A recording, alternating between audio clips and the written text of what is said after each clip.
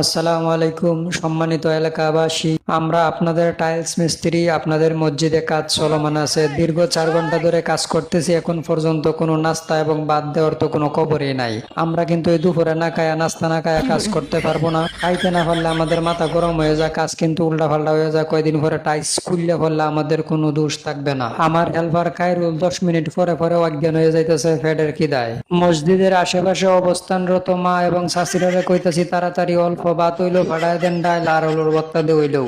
মসজিদের কাজ যদি বন্ধ হয়ে যায় আপনারা না খাওয়ানির কারণে, তাইলে কিন্তু আল্লাহর রহমত আপনারা গ্রাম থেকে উঠতে যাইবো। আমি দুঃখিত, মসজিদের মাইক দিয়ে নাস্তা এবং ভাতের হতা কওয়ার লাগে। এছাড়া দ্বিতীয় কোনো পথ আমাদের সামনে খোলা নাই। খায়রুলের নাহের মাঝে আপনারা যে খাইতাছেন দুপুর বেলার খাবার এই গেরান পর্যন্ত আইতাছে, এর লাগে আমি বাধ্য হয়েছি।